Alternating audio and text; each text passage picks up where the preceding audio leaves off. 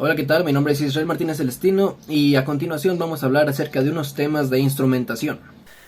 Medición de presión. La presión es una fuerza por unidad de superficie y puede expresarse en unidades tales como pascal, bar, atmósfera, kilogramos por centímetro cuadrado y psi, que son libras por pulgada cuadrada.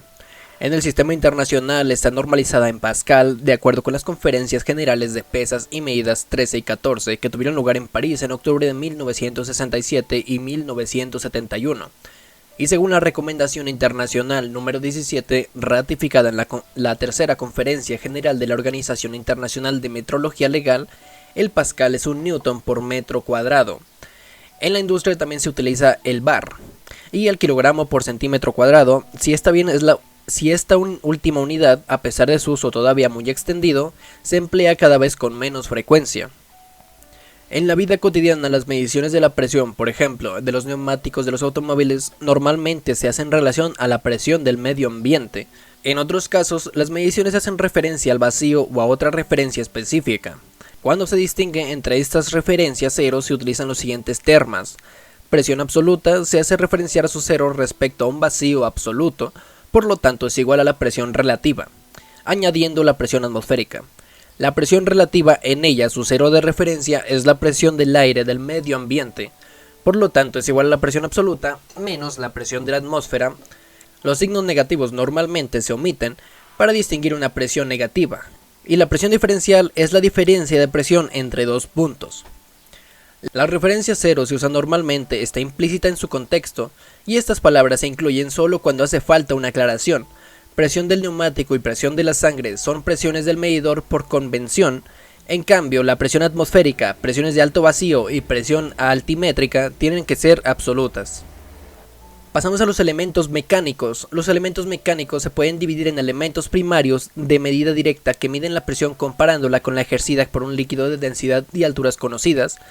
El barómetro, cubeta, manómetro de tubo en U, manómetro de tubo inclinado, manómetro de toro pendular, manómetro de campana, y en elementos primarios elásticos que se deforman con la presión interna del fluido que contienen. Los elementos primarios elásticos más empleados son el tubo de Bourdon, el elemento espiral, el helicoidal, el diafragma y el fuelle. Los materiales empleados normalmente son acero inoxidable, aleación de cobre o níquel o aleaciones especiales como Hastelloy y Monel. Ahora pasamos a los elementos electromecánicos. Los elementos electromecánicos de presión utilizan un elemento mecánico combinado con un transductor eléctrico que genera la señal eléctrica correspondiente. Los elementos electromecánicos se clasifican según sus principios de funcionamiento en los siguientes tipos: los recesivos, magnéticos, capacitivos, extensométricos y piezoeléctricos. Los elementos resistivos están construidos con un elemento elástico tipo Bourdon o cápsula que varía la resistencia óhmica de un potenciómetro en función de la presión. Los elementos magnéticos se clasifican en dos grupos según el principio de su funcionamiento: los elementos de inductancia variable y los elementos de reluctancia variable. Los elementos capacitivos se basan en la variación de capacidad que se produce en un condensador al desplazarse una de sus placas por la aplicación de presión. Los elementos de las galgas extensométricas se basan en la variación de longitud y de diámetro, y por lo tanto de resistencia, que también tiene lugar cuando un hilo de resistencia se encuentra sometido a una tensión mecánica por la acción de una presión. Y por último, los elementos electrónicos de vacío. Los elementos electrónicos de vacío se emplean para la medida de un alto vacío, son muy sensibles y se clasifican en los siguientes tipos: mecánicos, fuelle y diafragma, el medidor MKLOUD, térmicos, termopar, Pirani, bimetal, ionización, filamento caliente y cátodo frío. Después de ver un poquito del tema de la presión, pasaremos a la medición de nivel. En la industria, la medición de nivel es muy importante tanto desde el punto de vista del funcionamiento correcto del proceso como de las consideraciones de balance adecuado de materiales primas o de productos finales. La utilización de instrumentos electrónicos con microprocesador en la medida de otras variables, tales como la presión y la temperatura, permiten añadir inteligencia en la medida del nivel y obtener presiones de lectura altas de orden de más o menos 0.2% en el inventario de materias primas o finales en la transformación en los tanques de proceso. El transmisor de nivel inteligente hace posible la interpretación de nivel real. Puede eliminar o compensar la influencia de la espuma en la flotación del tanque en la lectura. La eliminación de las falsas alarmas, tanques con olas con la superficie debido al agitador de paletas en movimiento, y la fácil calibración del aparato en cualquier punto de la línea de transmisión. Los instrumentos de nivel pueden dividirse en medidores de nivel de líquidos y de sólidos, que son dos mediciones claramente diferenciadas. Ahora vamos a los medidores de densidad. La densidad es un parámetro físico que proporciona información sobre la masa de una muestra o un cuerpo dividida por su volumen. En otras palabras, cómo se ajusta está en las moléculas de una sustancia en el espacio. La densidad se le puede representar con la letra griega ρ y también se usa de manera común la letra latina d. Algunos factores que pueden afectar en la determinación de la densidad es la temperatura. La temperatura influye en el espacio necesario para que quepan los átomos en una molécula. La vibración aumenta con una temperatura más alta, lo que supera más los átomos y por lo tanto reduce el valor de densidad. Las burbujas de aire o impurezas. Una simple burbuja de aire presente en un líquido medido puede causar una enorme diferencia en su densidad y lo mismo ocurre con las impurezas. También la presión del aire de un fluido. Por ejemplo, si estás en la Ciudad de México a 3.930 metros de altura sobre el nivel del mar, la presión del aire local será más baja que en Río de Janeiro, que está al nivel del mar a 0 metros. Esto quiere decir que la presión del aire directamente relacionada con la altitud. Los líquidos, por ejemplo el agua, son fluidos incompresibles por lo que su volumen es constante a diferentes presiones. Si se aplicara una presión de aire extremadamente alta, los líquidos podrían volverse compresibles, pero no ocurre lo mismo con los fines de medición de densidad analítica. Ahora pasaremos a mediciones de flujo. Las mediciones de flujo constituyen tal vez al eje más alto porcentaje en cuanto a la medición de variables industriales se refiere. Ninguna otra variable tiene la importancia de esta, ya que sin sus mediciones de flujo sería imposible el balance de los materiales del control de calidad y aún la operación de procesos continuos. Existen muchos métodos para medir flujos, en la mayoría de los cuales es imprescindible el conocimiento de algunas características básicas en los fluidos para una buena selección del mejor método para emplear. Esas características incluyen viscosidad, densidad, gravedad específica, compresibilidad, temperatura, presión, y las cuales no vamos a detallar aquí. Las mediciones por presión diferencial utiliza dispositivos que originan una presión diferencial debido al paso del fluido por una restricción. La razón de hacer esto es que el caudal es proporcional a la raíz cuadrada de la diferencial de presiones entre dos puntos antes y después de la restricción. Los medidores de área variable se distinguen de los anteriores en que aquellos existen una variación en aquellos existe una variación de presión, mientras en el área permanece constante. Aquí, sin embargo, lo que permanece constante es la presión diferencial, gracias a la suficiente variación del área. Los medidores magnéticos utilizan la ley de inducción de Faraday, que establece cuando una corriente pasa por un conductor y existe un campo magnético en dirección transversal al mismo, se crea un potencial eléctrico proporcional a la corriente. El medidor de turbina es un tipo de instrumento que consiste en una rueda de turbina de presión montada en cojinetes de una porción de tubería y una bobina electromagnética colocada en la pared de la tubería. Causa el giro de la turbina a una velocidad que varía directamente con el caudal del fluido del proceso. El medidor de vórtice es similar al anterior de turbina, sin embargo, aquí en un dispositivo fijo a la entrada de la turbina similar a una hélice genera un movimiento rotatorio al fluido. Otro dispositivo se encarga posteriormente de restablecer la caudal original al fluido. La oscilación de este en el punto de medición es proporcional al caudal. Estas oscilaciones producen variaciones de temperatura en un sensor colocado en el área, variaciones que luego se convierten en pulsos de voltaje que son amplificados, filtrados y transformados en ondas cuadradas para ser luego ingresados en un contador electrónico. Y por último, medidores de flujo total. Dentro de este tipo de dispositivos se tienen denominados los medidores de desplazamiento positivo, los cuales separan la corriente del flujo en incrementos volumétricos individuales y cuentan dichos incrementos. Ahora pasamos con las medidas de temperaturas.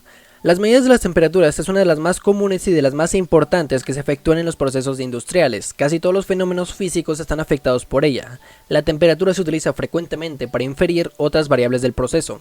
Existen diversos fenómenos que son influidos por la temperatura y que son utilizados para medirla. Por ejemplo, las variaciones en volumen o en el estado de los cuerpos, sólidos, líquidos o gaseosos.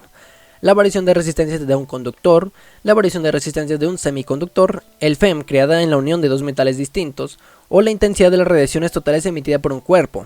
También otros fenómenos utilizados en el laboratorio, la velocidad del sonido de un gas, frecuencia de resonancia de un cristal, etc. De este modo se emplean los instrumentos siguientes: los termómetros de vidrio, termómetros bimetálicos, elementos primarios de bulbo y capilar rellenos de líquido, gas o vapor, termómetros de resistencia, termopares, pirómetros de radiación, termómetros ultrasónicos y termómetros de cristal de cuarzo. Ahora las mediciones de otras variables. Existen otras muchas variables que son también de intereses industriales y que pueden clasificarse como físicas y químicas. Las variables físicas son aquellas relacionadas con las causas físicas que actúan sobre un cuerpo, con su movimiento o bien con las propiedades físicas de las sustancias. Entre ellas estudiaremos el peso, la velocidad, la densidad y el peso específico, la humedad y el punto de rocío, la viscosidad y la consistencia, la llama, el oxígeno disuelto, la turbidez y la radiación solar. Las variables químicas están relacionadas con las propiedades químicas de los cuerpos o con su composición. Entre ellas se encuentran la conductividad, el pH, redox y la composición de los gases en una mezcla. Comenzando con el peso en variables físicas, el peso de un cuerpo es la fuerza con la que se ha traído a la Tierra, la relación entre la masa y el cuerpo, es decir, la cantidad de materia que contiene, y su peso viene dado por la expresión peso es igual a masa por gravedad. En la industria interesa determinar el peso de las sustancias en las operaciones del inventario de las materias primas, de productos finales, en la mezcla de ingredientes, etc. Existen varios métodos para medir el peso. El número 1 es comparación con otros pesos patrones. El número 2 son células de carga a base de galgas extensométricas. El número 3 es células de carga hidráulicas. Y por último, las células de carga neumáticas. La comparación con otros pesos patrones la realizan las balanzas y las básculas. Otra variable física es la velocidad. La medición de la velocidad en la industria se efectúa con dos formas, con tacómetros mecánicos y tacómetros eléctricos. Los primeros detectan el número de vueltas del eje de la máquina por medios exclusivamente mecánicos, pudiendo incorporar o no la medición conjunta del tiempo para determinar el número de revoluciones por minuto, mientras los segundos captan las velocidades por sistemas eléctricos. Otra variable es la densidad y peso específico. Como ya habíamos hablado anteriormente de la densidad, mencionaré algunos métodos para calcular la densidad. Uno sería con aerómetros, métodos de presión diferencial, método de desplazamiento, refractómetro, método de radiación, método de punto de ebullición, medidores de ultrasonidos, medidores inerciales y medidores de balanza. La humedad y punto de rocío. Las variables de humedad y del punto de rocío son extraordinariamente importancia en la industria y se utilizan en el acondicionamiento de aire, en atmósferas protectoras empleadas en tratamientos térmicos, en secadores o en humidificadores, en la industria textil, en la conservación de fibras, etc. Varios términos se emplean al hablar de humedad o punto de rocío en aire o en los gases. Humedad absoluta, porcentaje de humedad, humedad relativa, temperatura seca, temperatura húmeda y punto de rocío. En los sólidos, la humedad puede venir expresada en varias formas: contenido de humedad y contenido de humedad comercial. Ahora pasamos a la viscosidad y consistencia. La viscosidad y la consistencia son términos que se aplican a los fluidos que representan la resistencia que ofrecen al flujo o la deformación cuando están sometidos a un esfuerzo cortante. La detección de la llama en la industria es muy importante desde el punto de vista de seguridad. Los quemadores de gas o fuel oil utilizados en los hornos o en las calderas de vapor necesitan, para que su funcionamiento sea correcto, que la llama producida de los combustibles sea estable y de calidad y se mantenga en esas condiciones mientras el quemador esté en marcha. Los detectores de calor. El calor se utilizan los detectores térmicos formados por bimetales y termopares, varillas de dilatación y dispositivos de expansión de líquidos que proporcionan un control relativamente satisfactorio en instalaciones domésticas. Los detectores de radiación. Los detectores basados en la radiación se fundan con la energía que irradia en forma de ondas que producen luz y calor. Los programadores. Los detectores descritos están conectados en programas que pueden abarcar desde la simple alarma de fallo de llama hasta una programación completa de puesta en marcha y paro de la instalación, incluyendo las fases de prepurga y la postpurga. Otra variable es el oxígeno disuelto. El oxígeno disuelto es la cantidad de oxígeno libre en el agua que no se encuentra combinado ni con el hidrógeno ni con los sólidos existentes en el agua. La cantidad de oxígeno disuelto es vital para la vida marina. Sin oxígeno esta vida muere. La determinación del oxígeno disuelto es importante en el control de aireación y el tratamiento de aguas y en el análisis de aguas en calderas y en otras aplicaciones. Otra variable es la turbidez. La turbidez es una medida que falta la transparencia de una muestra de agua debido a las presentaciones de partículas extrañas. Estas partículas pueden ser plancton, microorganismos, barro, etc. Y por último, la intensidad de radiación solar.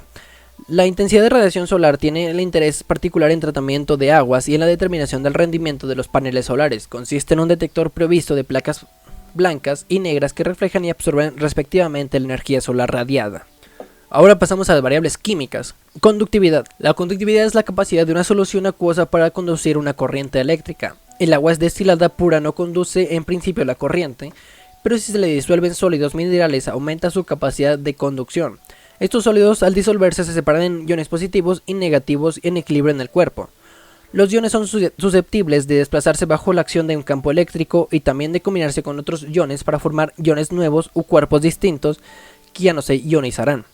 La conductividad es una función del número de iones y de su movilidad. Esta depende de la temperatura y la conductividad del líquido y variando en 2% entre grados centígrados en sales neutras, y el coeficiente de temperatura de la conductancia, factor K, varía entre los 0.5 a 3. El pH es una medida de acidez o alcalinidad del agua con compuestos químicos disueltos. Su expresión viene dada por el logaritmo de la inversa de la concentración del ion H, expresada en moles por litros. La concentración de gases. En la industria interesa determinar la concentración de los gases tales como el CO2 más H2, el O2 u otros. También en el análisis de humos de la salida de las calderas del vapor para comprobar su combustión correcta. Vienen el análisis de concentración de gases desde el punto de vista de seguridad ante la eventual explosión, etc.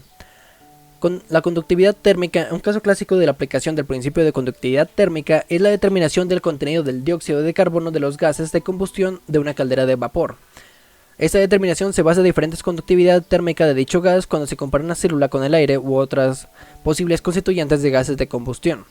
El potencial de oxidación-reducción de materiales disueltos en agua se mide con un metal noble y un electrodo de referencia, y es una medida de su potencial electrónico de equilibrio y de su capacidad relativa para reaccionar con otros materiales oxidantes o reductores que pueden añadirse al agua. Y por último, en variables químicas tenemos el paramagnetismo del oxígeno. El paramagnetismo es una propiedad que poseen varios materiales, entre ellos el oxígeno. Se magnetizan cuando se exponen a la acción de un campo magnético. De este modo, una bola suspendida en equilibrio en un campo magnético varía de posición al pasar de un gas a analizar, ya que el oxígeno del gas absorberá parte de la energía magnética disponible en el campo. Después de esto, terminamos con las variables de medición y todo esto, y procedemos a otros temas como por ejemplo el procedimiento para la calibración. El método general de calibración es situar una variable en el valor mínimo del campo de medida, y este valor ajustar el tornillo del cero del instrumento hasta que el índice señale el punto de base, y luego colocar la variable en el valor máximo del campo de medida, y en este valor ajustar el tornillo de manipulación hasta que el índice señale el valor máximo de la variable. Repetir los puntos anteriores sucesivamente hasta que las lecturas sean correctas en sus valores máximos y mínimos. Y si el instrumento tiene error de angularidad, solo los mecánicos de transmisión por palancas, ajustar el tornillo de angularidad hasta mover el índice en la dirección del error unas 5 veces. La curva variable de la lectura se aplana. Reajustar nuevamente los tornillos de cero y multiplicación hasta conseguir la exactitud deseada o requerida. Comprobar los puntos intermedios 25%, 50% y 75% de la calibración. Algunas consideraciones previas para la calibración. Cuando un instrumento se calibra con un instrumento de referencia, su exactitud mostrará si está fuera o dentro de los límites de exactitud. Si el instrumento está dentro del límite de medición, el único curso de acción requerido es registrar los resultados de la calibración en la hoja de control del instrumento y ponerlo en funcionamiento de los siguientes periodos de calibración. La calibración es una comparación entre mediciones, una de una magnitud reconocida o establecida con un dispositivo y otra medición realizada de las formas más similares posibles en un segundo dispositivo. Para las calibraciones, el tiempo que debe de pasar entre calibración y calibración serán las que establezcan el fabricante en las instrucciones o ficha del equipo. Ahora pasamos a el error.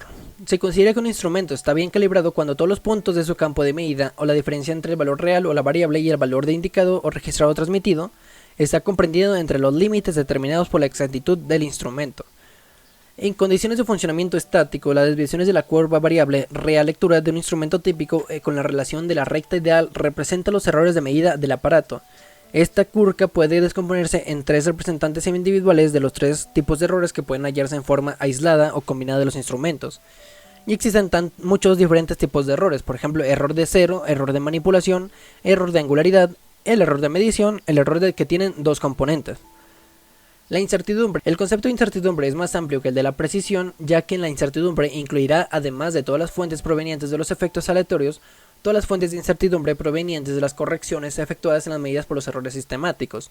Entre las fuentes de incertidumbre se encuentran las influencias de las condiciones ambientales, lecturas diferentes de instrumentos analógicos realizadas por los operadores, variaciones en las observaciones repetidas de la medición en condiciones aparente idénticas, valores inexactos en los instrumentos patrón y muestra de productos no representativa. Así pues, la incertidumbre es la dispersión de los valores que pueden ser atribuidos razonablemente al valor verdadero de la magnitud medida.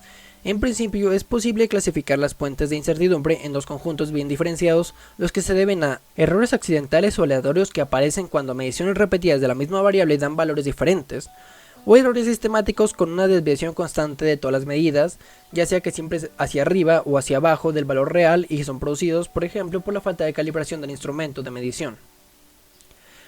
Ahora veremos cómo elegir nuestro instrumento de medición adecuado. Lo que debemos tener en cuenta para conseguir nuestro instrumento de medición es tener muy claro para qué se necesita medir, por qué y para qué.